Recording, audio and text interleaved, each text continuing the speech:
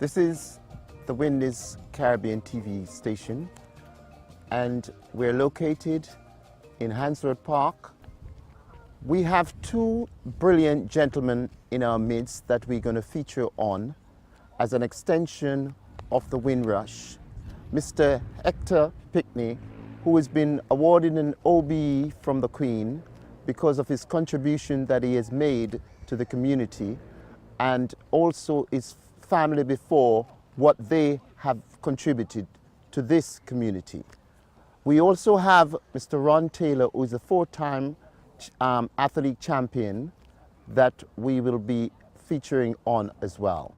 We're in Handsworth Park, and we have Mr. Hector, who is Captain Boogie, Mr. Handsworth, the gentleman who has worked tirelessly in this community with us. May I introduce Mr. Hector Pinkney, MBE. Well, Bobby, good to see you after all these years, because you know we go back a long time. A very long time. But the changes that we need in our community, we have tried a long time to make these changes. Yes. And still we can't see where it's going at this particular moment, but we're still trying. Right. From the 60s, we've tried to make these changes. Well, we started off as the Nightingale Community and Welfare Group. We are now called the Dojo Community Project, which is bringing unity to the community. Within Handsworth, I could say about 50 years, we have contributed to the area. Well, what we have realized is that we used to have the Scout Rally, we used to have the flower show, the dog show in Handsworth Park. But all of a sudden it seems like none of these things take place. I don't know if it's because of Birmingham City Council not putting their umbrella around the things that needs to happen in their community and making our wonderful park the thing that it goes back in history. This park has got a part of history to deal with it. If you see the plaques around here, we went there. Even oh my brother, you see that water fountain over there? I can remember as kids, we would come in here and run to that water fountain just to put our head around here and drink some water from that fountain. And now that water is gone. So we need to get that water flow back. We used to do courting on this lake. You know what I mean? Yes. We used to come here on a Sunday afternoon and pay our money and go out in the boats. And the trees, we used to go under the trees and row about there. And we, you know, that was enjoyable times. Yes. You know, to see that you could meet a girl at Handsworth Park and you could go out on the boats. I think we've lost that communication that when we were kids, we would get up out of our house, we'd spruce ourselves up with our high karate or a brute or whatever we're going to put on, and then we'll go down to the park. Some of us had afro here, yes. Some of us had curly perm, you know, but we were going to meet that girl. Well, I'll tell you about the carnival itself, because a few of the years with the carnival, I did the security for some of the carnival events. And it started off as Handsworth Carnival, which was a wonderful time for Handsworth, for bringing people together. Because people would, with the carnival, they would let the family and their friends know from the Caribbean, oh, there's going to be a carnival. So people would set their holidays around Handsworth Carnival. And if you look at the 1985 carnival, you'll see a picture of me in the 1985 carnival. You know, so there will be a lot of history about Handsworth Carnival back in the day. It's got some wonderful times. But what I'm wondering is how come everybody in every other town can have a carnival, and for the second city, Birmingham ain't got a carnival. That's why the people are asked Mr. Handsworth, why ain't there no carnival? I said, go to your local council. But I think what is really needed is for business people to come into Handsworth. Handsworth is a beautiful place. You know, what they've always done is use the riots to keep the people away from Handsworth. If you keep on listening to hearsay without coming out to see what Handsworth is about, then you will always be listening to hearsay. What you need to do is leave your area, come into Handsworth. Wonderful area, wonderful big houses, beautiful church, and I'm telling you, we got a museum, the Sower House Museum, with the history of Handsworth. We have our local libraries and our local police stations. It's all here. So what has happened to the folks who was born and grown in Handsworth to talk about Handsworth itself? Because we've been on the BBC, me and my sister, And people have phoned me up from across the world, saying, Mr. Handsworth, it was good to hear your voice coming out of Handsworth. You were speaking some wonderful things about Handsworth. Now that they've made this statue of me, I want people to come and see this statue. It's not about me, it's about the wider community. What it is that because I worked for the local libraries for over 35 years, I have put my heart and soul into my work, and I've shared the love of the people, which with the Punjabi, the Muslims, the Chinese, with so many different diversity of our community. The people who comes, I welcome them with a Kedantikia, Salam Alaikum, whatever comes out that I can learn from another person to bring the unity within the community. Because I'm here from the gift from God above. You know, He's given me that journey into Handsworth. And this is one of the reasons, with my mother and father being at the cemetery in Handsworth, I have to put my legacy of my mother and father first in everything that I do.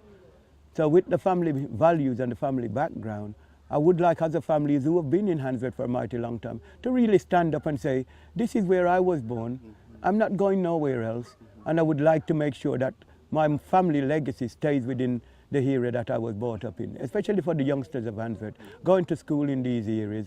We must realize that we got two wonderful grammar schools in Handsworth, and now we've got the Nishkan school, and lots of other schools opening up. But what we really want to know is who really is passionate about the area that they live in. So the outside people that's listening to our interview right now, step up to the mark and come to Handsworth and see what it's all about. What has happened is because I've worked so grateful for the community that I live in, that when I received that MBE, I started crying because I asked, what does the Queen know about me? I asked that question. The Queen doesn't know about me. I live in an area where I don't think much people would have known that a man in Handsworth has got an MBE, because I've always heard that only the people up the top have got an MBE. Now, a man who is just down on the ground, local man, getting an MBE, I'm thinking, oh my God, I better pass this phone to my manager. And she said, not real. You know, so I passed the phone to my manager, and she said, you better sit down because it is real. You know what I mean? Now, the person who nominated me for that MBE, it's a white gentleman, and his name was Kevin Duffy. You know, he's passed away now, but I've heard the name. when he came and see the qualities of my work in Handsworth, because I was working for Birmingham City Council, and most of my time was spent working for Birmingham City Council. Some of the times I did not take holidays because I'm so engrossed in my work. You love your work. That is correct. Yes. So even now they're still saying, Mr. Handsworth, why did you leave? And I've just told them the truth. I've taken time out to see what's really out here and what we can do to make the changes in this community. And then the statue, I had another phone call to say, you were nominated to be the face of this statue. And I said, why me? And the person says, because the people says, you are that person. So therefore, I was the one who was nominated for this person. Out of all these people of Birmingham, I was the one who was nominated for it. So I give the people who nominated me the blessings, for the God who gives us that blessing to give blessings to each other. Because when the statue was erected, we came out. We just so happened that on the day that that statue was being launched, it was Stead Wallin's funeral on the same day. So the people who did not know about the statue, all of a sudden they were saying, we were not there for the unveiling of the statue. And I had was to tell them it was because of Stead Wallin, who is our ambassador for the cricket team, which is over the water there, that we didn't get the chance to let the whole community know about it. But people are still wanting to know why it was done, so they have to go onto the website and find out how it was erected and why it was erected and why isn't certain things put into place. It's been wonderful speaking with Hector about everything that has gone on in Handsworth Park, because last week we did the filming of the migration of the Caribbean, coincided with Windrush. And today, to have Hector in person and hearing Hector's story and his feature that he's giving, it's been a marvelous experience. I would like to congratulate you, Hector, and all that you've done and all that you've achieved. May you live long to continue with this journey, my brother. Thank you very Yes. much, Bob. And it's really good to see you again in our community. Respect. Thank you very much.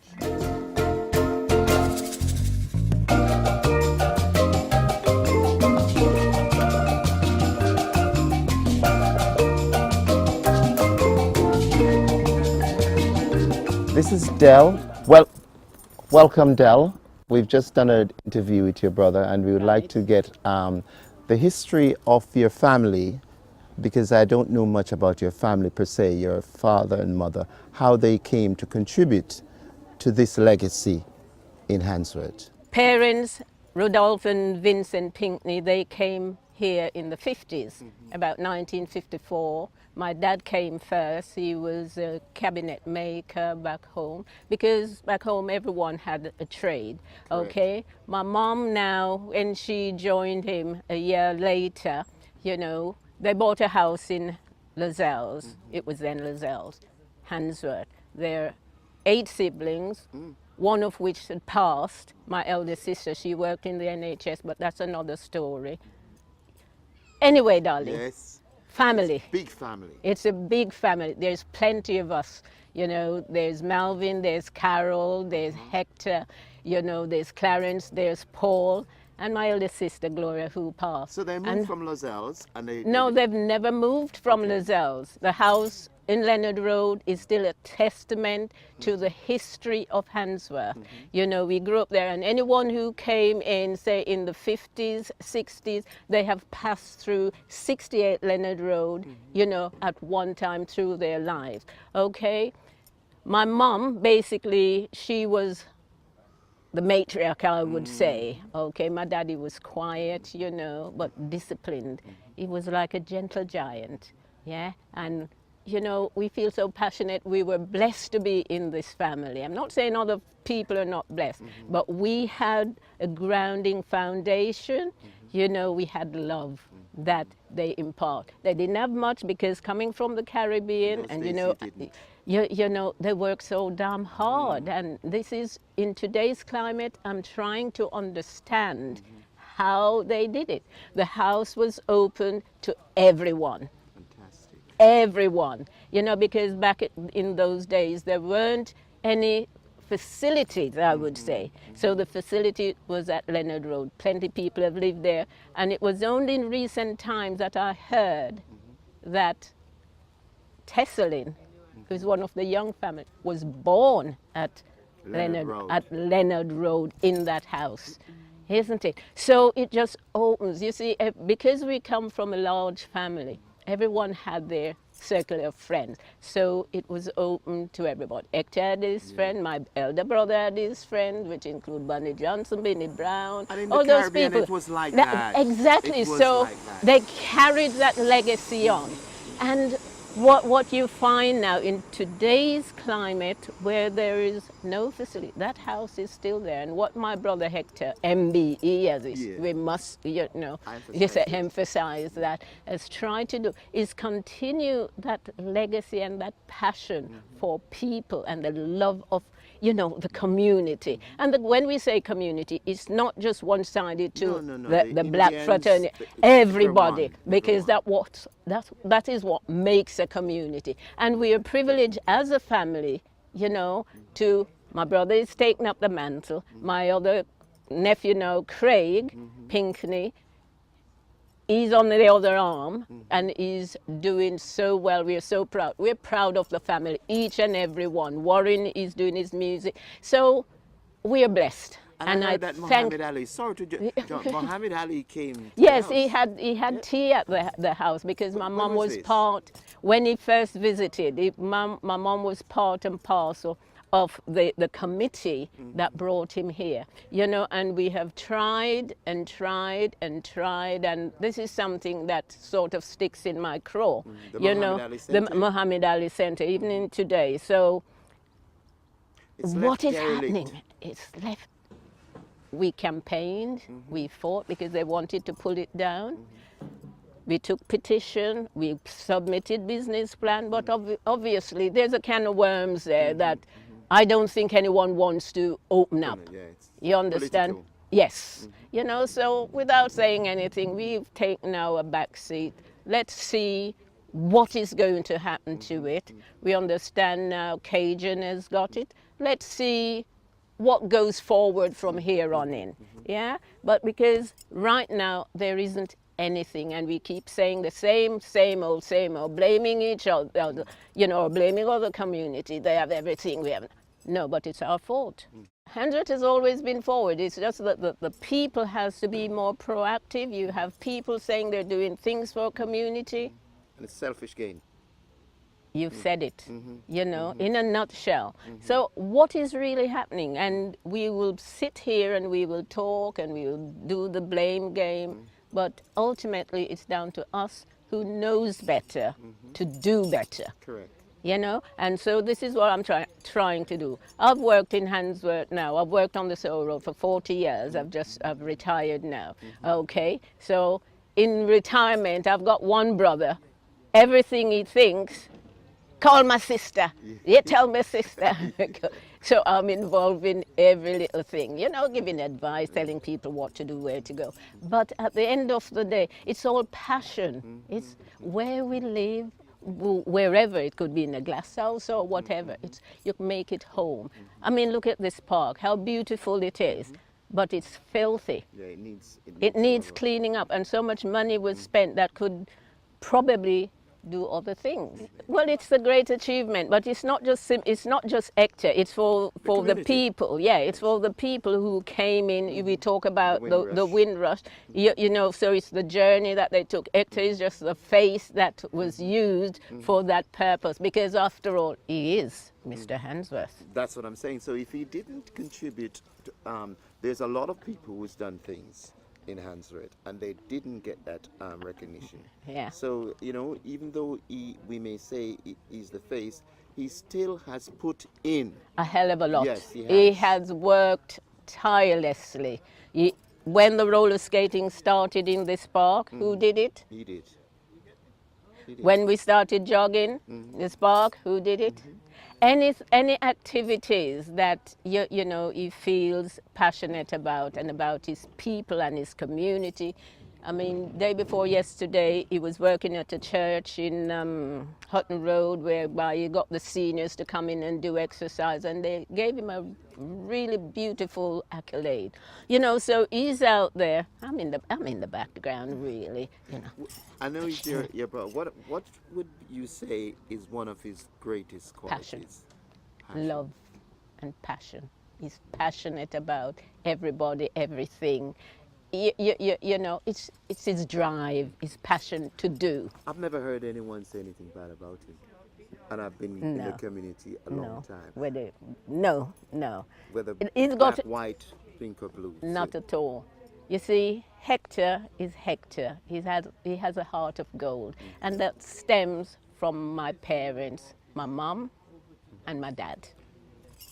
From the initial stages, embryonically, yes, it's embedded into us. From the Caribbean, it was my grandma and granddad and granduncle.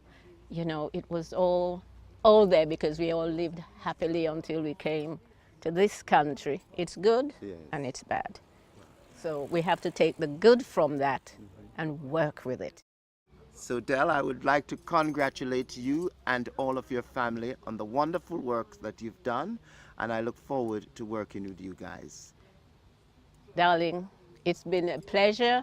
Wherever we can help, within this community or wherever, we're here. And it's good to see you after so many years, you know, Mr. St. Lucia.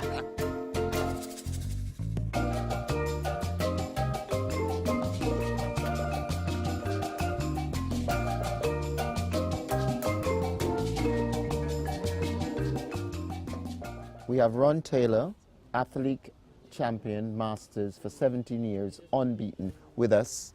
Ladies and gentlemen, welcome Mr. Ron Taylor. Well, it all started in 1953.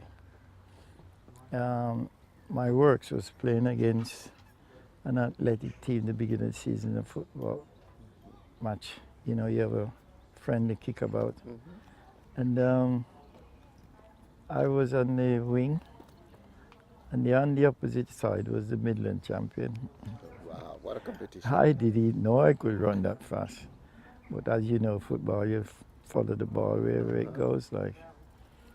And after the match, they were saying to me, you ever do any running? I said, only at school when I was young. He says, wait, how fast could you run? I said, I haven't got a clue. He said, you know the guy you keep chasing him, making him look silly? That's the Midland champion. And I didn't know what that means. So that Midland is the area So champion. you used to run in Jamaica? Only at school for fun. Okay. Because everybody run in the Yes. West Indies. Everybody. If you play sports, you run anyway. Yes. And that was just my life. That's all. It's only after a few years then I realized when I start racing against the big boys what it meant. I had no idea. But as you get older, you get wiser, innit? Well, it all started when cricket, because as you know, my dad was a great cricketer. Right. Yes. I wanted to play cricket, but because I had to work, finish late sometimes. On a Saturday, you finish 12 o'clock working in a factory. And then you don't get home till 10 o'clock.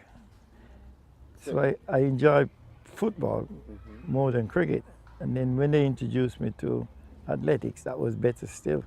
Because I could go down and run one race, win, and go back home and go out at night. So you had a passion for cricket first, initially? Yes, because cricket was in me. My dad was a great cricketer. I know of it because I was a cricketer too. Thank you. And you know at that time, years gone by, all West Indians wanted us to play cricket. But what made it so difficult in those times, especially in your time more than even me? Because I encountered the same thing when I came here for cricket, that there was no sponsorship or nothing like that at the time. Yeah, but it was just fun those days. It's only if you get to the top, then money get involved. But it's just for fun. But the work, unless you was, and even school those days, it wasn't so wide open as it is today. It was just, if you want to do something, you do it. If you don't want to do something, you don't do it. But there's so much encouragement these days. The first place I went to was Tipton. I won one race and left, because the simple reason, when I went there was nobody there as fast as I am. And there was a thing written about this. Under there, representing the club, they picked somebody he couldn't train with me. And I was when I was a kid, I was very passionate about what I do. And I left. I went to Elzo and I spent a season there and I beat everybody. No, there was no sponsor in them days, 1950s. No. It's different now. Yes. You see, it's turned pro now, so it's the amateur side, but there was more fun those days. So take us back to the time that you won the Masters. I mean, Oh, what age were you then? No, you got to be 40 to be a master. You did. Okay. Yeah. And then when I become a master's now, I had more time. You get me? Yes, you worked less. Yeah, and in the masters now, you didn't, more or less, you don't know what you're coming up against when you're in the senior division, because once you're over 21, you're a senior. And then now 21 can run against somebody as 40s. But when I went to 30s, that's when I really took it serious. And that's the time you should have been dropping out. But because I was a late starter, like Linford Christie, he was a late starter. Yes. And we had some fun then. Well, it spoils them. It's like many things. It's the same like politics. You get a lot of people go into politics for the money, right? Or people might look around to anything. I want to be a doctor because the wages is good. But I don't say you're going to be a good doctor. In the old days, if somebody wanted to be a doctor or a nurse or a politician or a counselor or whatever it was because they want to do it for the love of it. It wasn't the passion. Yeah. And so they make a career out of it. Today you get people doing things, not because they're good at it, but because they're looking to see what they can get out of it. You get what I mean? And it makes a big difference, because it's completely different now. The setup is all about money, right? And when it's just all about money, there's no fun in it. I mean, look at football, right? I'd rather look at an old picture standing matches playing football than look at the England team today, right? Look at the money they get today and look at the money he was getting, right? Similar to Garfield Sobers, Sir Garfield Sobers. Well, cricket is the same thing. £5.50. Yeah, Collie Smith, Frank Worrell, Weeks and all those guys. You know, you could see they enjoy what they're doing. These boys today, they're playing and then you could see they're not enjoying it. They just need it for the money. And when they do get the money, they make a fool of themselves. They're not royal models. So there's nothing that you would change even in today's modern time if you could move forward, fast forward and say... The only thing I would like to be as fit as I was when I was 13.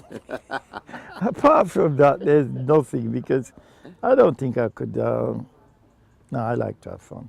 I've been banned from many places for racing and laughing and joking and dressing up and all that. And look at today, right? They could do something for that for television because I feel sorry. You look at some of the stadium, they charge so much to go in, it's to make money, and it's half empty. Do you contribute some of your time, maybe charitable, to assisting other younger athletes? No, I don't like the word charity, but Okay. I go and watch. Okay. And I like to see the young ones, the ones that have been uncoached, right? And I watch all sports.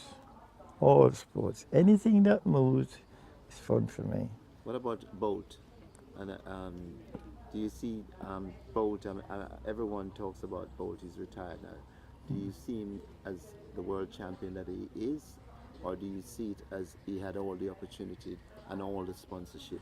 I've seen a lot of athletes that I think was as good as him, and there's a few guys I know could do what he does, but they haven't got the heart for it. They're afraid to get beat, so they wouldn't be putting in. He just had fun, and when he panics, he's just as bad as the losers. Like I've seen him lose some race some days. He shouldn't have lost. Bolt. Yes, I've seen him. Like for instance, somebody in his class capability and having false start. They don't need for that. I never had a false start in my life. Right? Mr. Ron Taylor, thank you very much for coming. It's been a pleasure. As you know, we go back a long way as well too in the community. You've always been someone that I admire and respected. Even though my son, I can remember one of the times you took him out and he didn't want to do anything to do with athlete at all. But he was interesting. Yeah, and he's got the ability. I want to thank you very much for coming.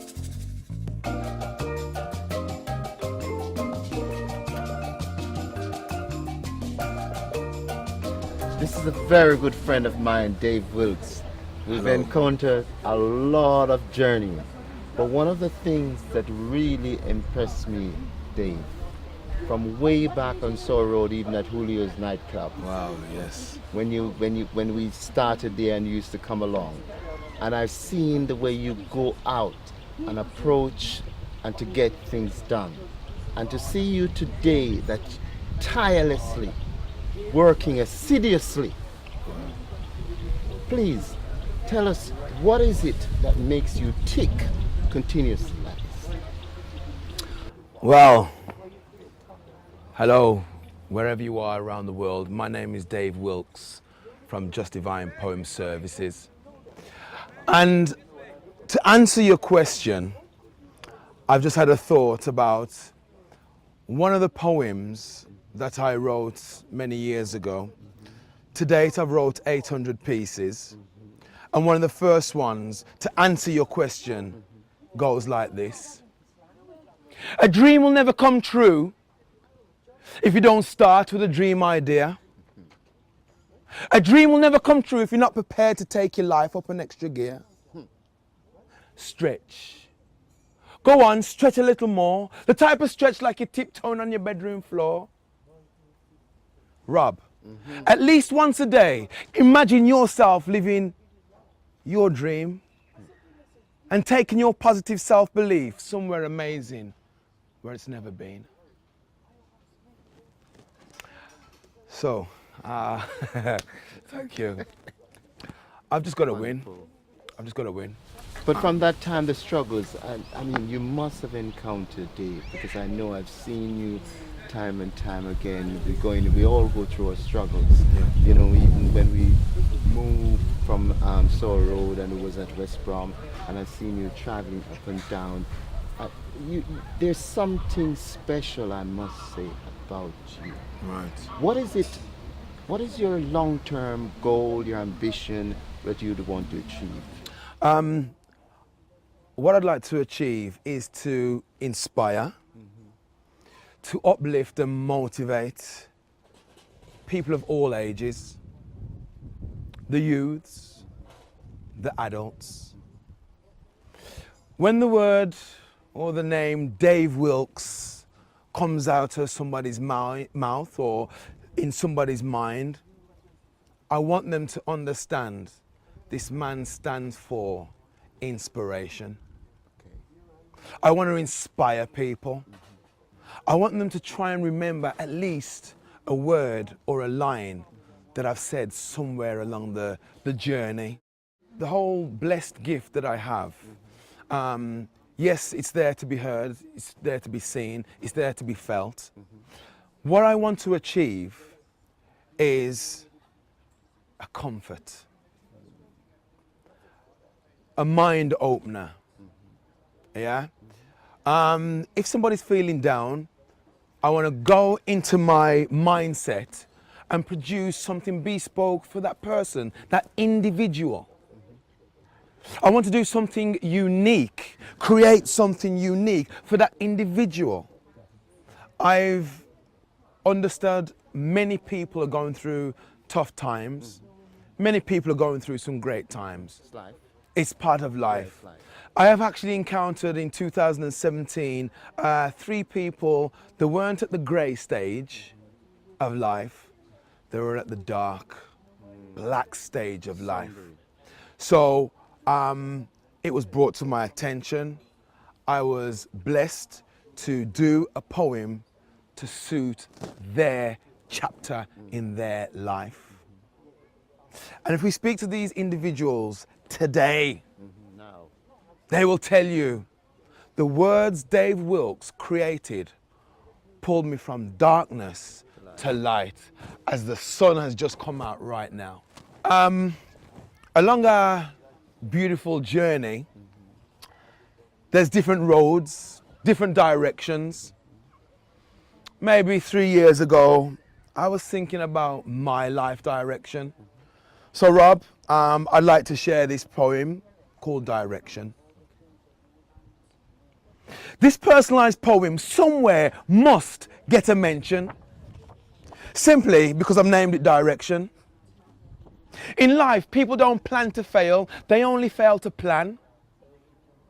In your life, all you can do is the best that you can. Stay focused, continue to try, and when you wake up in the morning, lift your head up high. On your journey, if it doesn't feel right, then keep left and follow roads where successful people have stepped.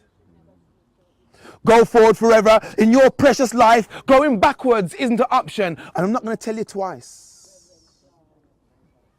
Believe in yourself, and you'll be in for a pleasant surprise. Stay positive and keep your eyes on your prize. Feed your brain with healthy food at breakfast, lunch and dinner. And in your personal life, tell yourself there's only one winner. Thank you. Well, Dave, it's been really a pleasure having you and seeing you for all those time and for us to meet again and seeing you on this road, continuously being positive. I would like to say, you know, I really, really wish you all the best. Thank you. And I know success is just around the corner. I receive it. Thank you.